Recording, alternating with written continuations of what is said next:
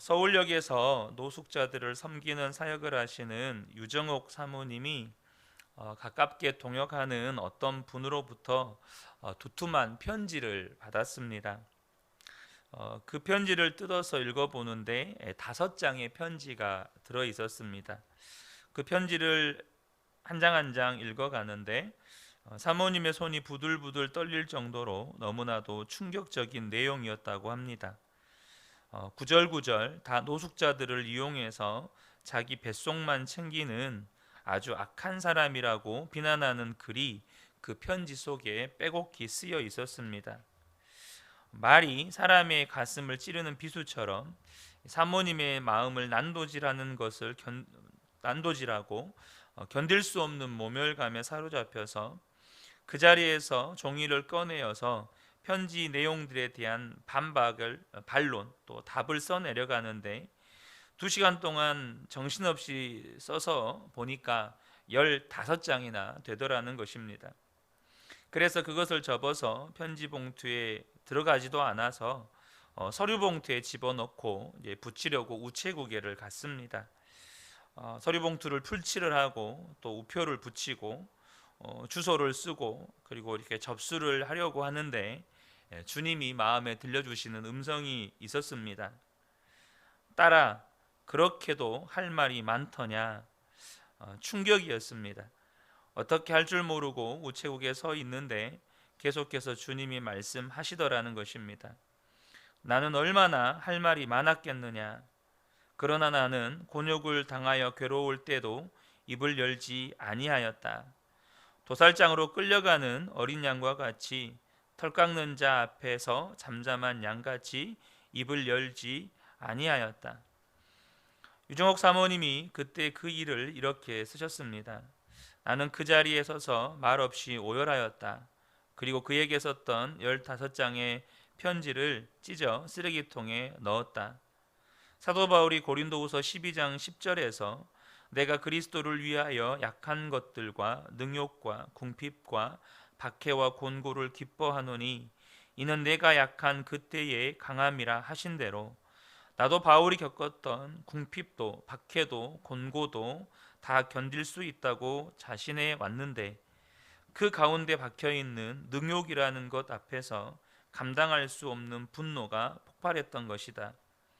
주님은 가장 자부심을 가졌던 일에 여지없이 무너져 내릴 때에도 변명할 말이 많아 수백 장을 달할 때도 그 능욕을 참아내는 정도가 아니라 그 능욕을 기뻐해야 한다고 하셨다. 그렇게 나는 능욕이라는 몸살을 앓고 있었다. 보름쯤 지났을 때 그에게 전화가 왔다. 사모님, 제가 사모님께 죽을 죄를 지었어요. 그는 울먹이느라 제대로 말을 잇지 못했다. 그는 지금 나의 신실한 동역자로 내 곁에 와 있다. 바울은 그의 동역자였던 브리스길라와 아굴라에게 그들은 내 목숨을 위하여 자기들의 목까지 내놓았다고 소개한다. 그는 나에게 있어서 브리스길라와 아굴라와 같은 동역자가 되었다. 그날 내가 15장의 편지를 붙였다면 나는 그를 영원히 잃었을 것이고 어쩌면 나를 가장 치명적으로 공격하는 적장이 되어 있을 것이다. 우리가 인생을 살다 보면 겪게 되는 일 가운데 하나가 누군가로 인하여서 깊은 상처를 받는 일입니다.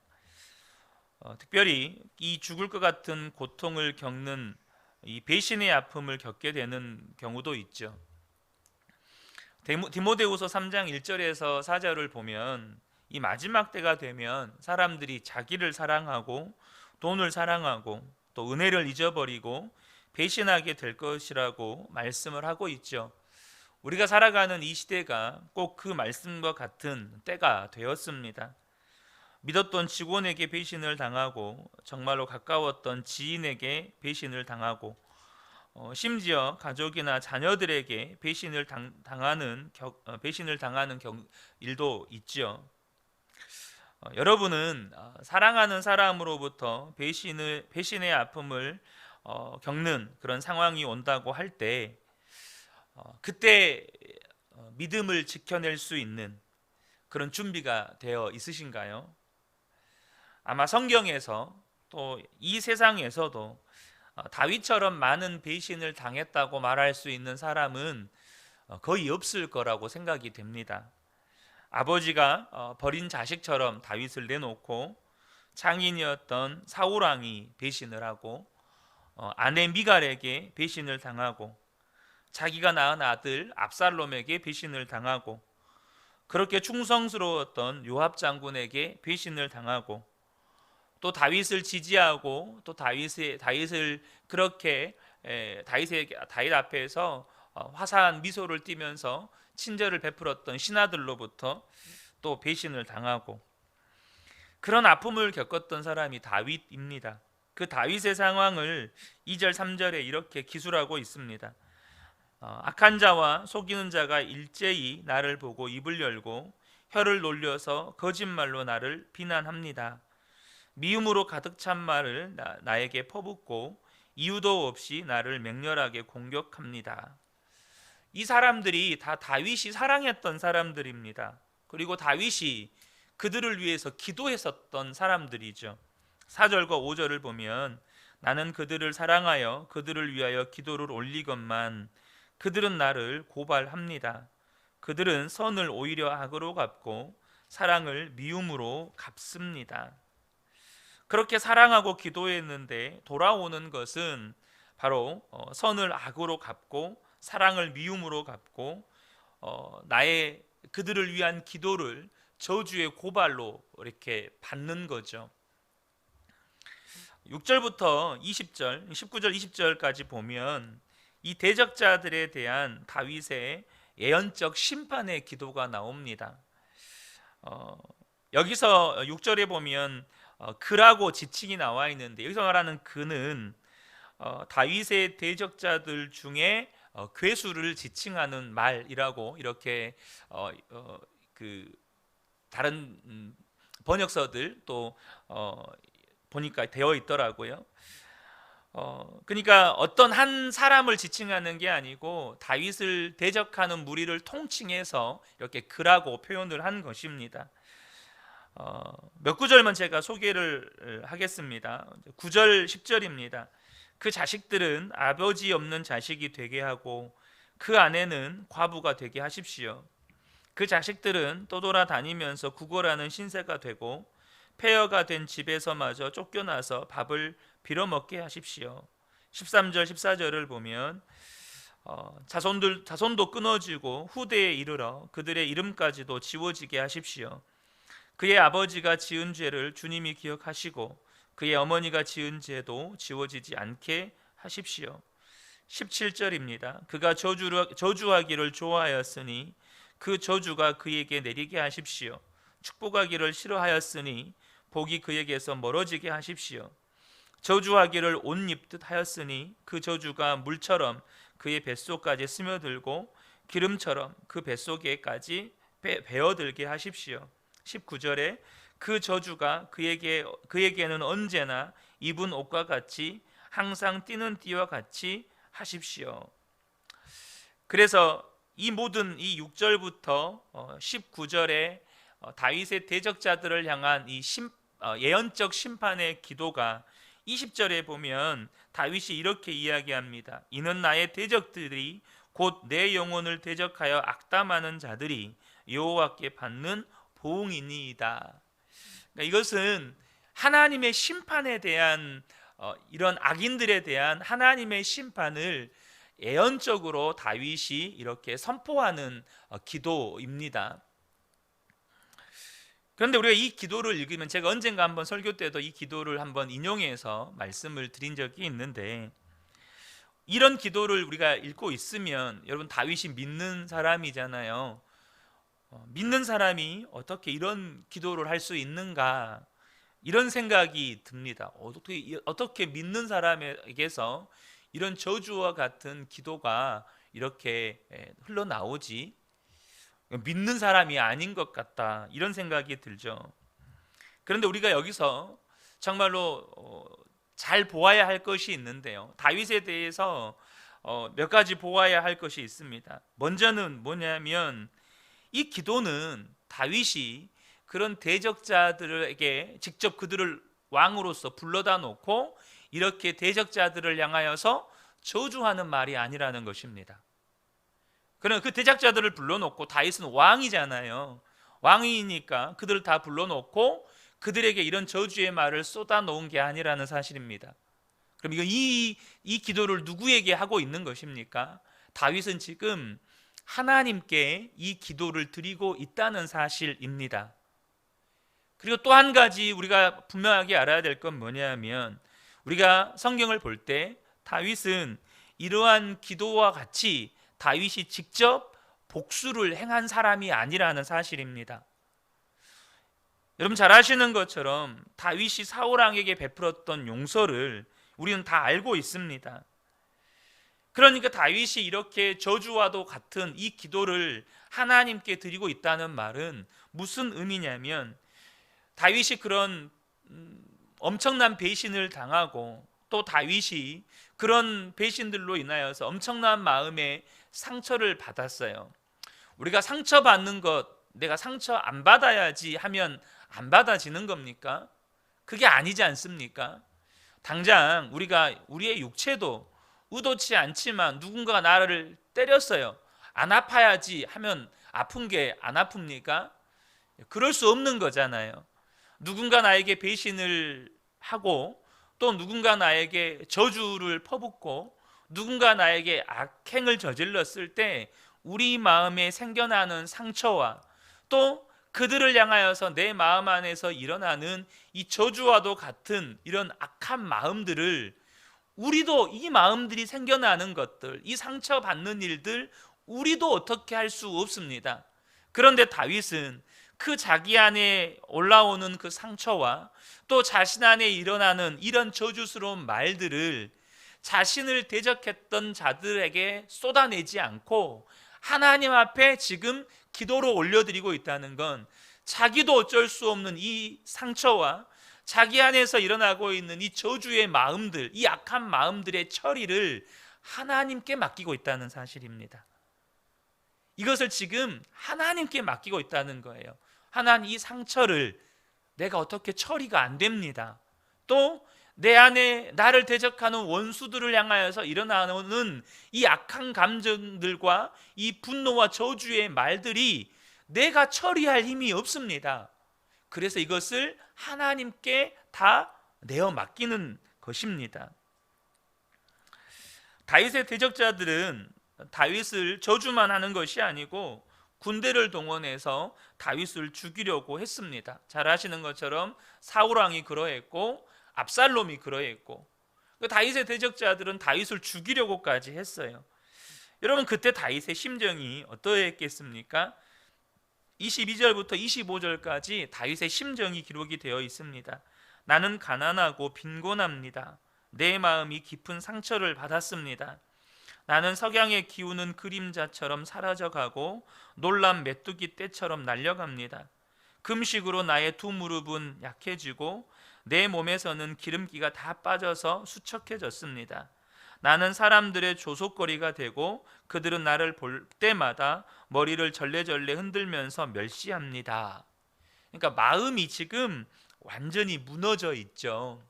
다윗의 마음이 완전히 무너져 있는 겁니다. 그런데 어떻게 회복할 수 있는 것입니까? 다윗의 기도 가운데 이런 기도가 있습니다. 28절인데요. 그들이 나에게 저주를 퍼부어도 주님은 나에게 복을 주십니다. 그들은 치려고 일어났다가 부끄러움을 당하여도 주님의 종은 언제나 즐거워하게 해 주십시오. 여러분, 다윗 안에 이런 믿음이 있어요. 원수들은 나를 저주하지만 하나님은 나에게 복을 주신다. 저와 여러분 안에 이 믿음이 있기를 축복합니다. 여러분, 이 믿음이 얼마나 놀랍습니까? 실제로 이 믿음대로 됩니다. 다윗을 그렇게 무섭게 저주했던 자들은 다 죽었지만 그렇게 그들의 저주를 받았던 다윗은 복을 받았습니다.